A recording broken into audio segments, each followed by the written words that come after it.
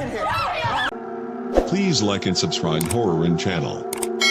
मैं Hindustan Unilever company में operator का काम करता हूँ। मेरा घर कंपनी से 10 किलोमीटर दूर है। मेरे पास एक बाइक जिससे मैं अपना घर से कंपनी और कंपनी से घर का सफर पूरा करता हूँ। एक दिन ऑफिस से घर जा रहा था तो रास्ते में मुझे मेरे कॉलेज, जिसमें मैंने अपनी ग्रेजुएशन पूरी की थी, के बाहर एक लड़की दिखाई दी जो मुझे देखकर मुस्कुरा रही थी। मैंने उसे टालते हुए मैं घर की ओर निकल पड़ा। दूसरे दिन फिर वही लड़की मुझे उसी जगह पर दिखाई दी। वो भी मुस्कुरा रही थी और मैं भी मुस्कुराता हुआ निकल पड़ा। मुझे उसकी प्यारी से मुस्कान से प्यार हो गया था, लेकिन कभी रुकने की कोशिश नहीं की।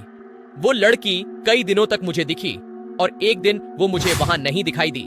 मैं बेचैन हो गया, लेकिन मैं उसके बारे में कुछ नहीं जानता था, वरना कभी बात की थी, इसलिए उसका पता भी नहीं लगा सकता था। मैं कई दिनों तक उस लड़की के नहीं दिखने से बेचैन रहा। कई बार तो मैं कंपनी से जल्दी निकलकर उसका इंतजार भी करता, पर वो मुझे नहीं दिखी। एक दिन मेरे मोबाइल पर किसी अनजाने नंबर से फोन आया। मैंने फोन उठाया तो एक लड़की बोली। उसने मेरा नाम पूछा और वो मुझसे बात करने लगी और बताया कि मैं वही लड़की हूँ जिसे तुम रोज बाइक से गुजरते हुए देखा करते थे। मैं अचंभित रह गया कि इसके पास मेरा नंबर कैसे आया और ये मेरे से क्यों बात कर रही है, लेकिन उसकी मीठी बातों में इतना खो गया कि ये सब बातें भूल गया। एक दिन उसने मुझे कॉलेज के बाहर मिलने के लिए बुलाया। मैं और मेरा दोस्त, हम दोनों बाइक पर उससे मिलने को गए, क्योंकि कभी मैं लड़की से अकेले नहीं मिला था तो घबरा रहा था। मैं और मेरा दोस्त जैसे ही कॉलेज के बाहर पहुंचे तो वहां वो लड़की कहीं पर भी दिखाई नहीं दी। मैंने काफी फोन लगाया, लेकिन फोन स्विच ऑफ था। मैं घर लौट गया और घर में घुसते ही उसका फोन आया तो मैंने गुस्से से कहा कि हम वहां पर आपका इंतजार कर रहे थे, आप क्यों नहीं आई?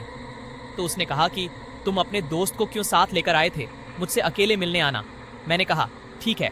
अगले दिन सुबह सुबह मैंने उसके फोन लगाया, लेकिन उसकी मम्मी ने फोन उठा लिया। मैं एक बार तो डर गया, लेकिन कॉलेज के प्रोजेक्ट का बहाना कर उससे बात करने को उसकी मम्मी से कहा। उसकी मम्मी ने कहा, पागल हो गए हो क्या? प्रिया को मरे तो 3 महीने हो चुके हैं।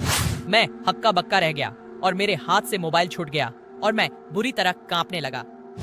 मैंने सोचा कि जिस लड़की को देख रहा था और जिससे मैं बात कर रहा था वो एक आत्मा थी। मुझे फिर भी विश्वास नहीं आया।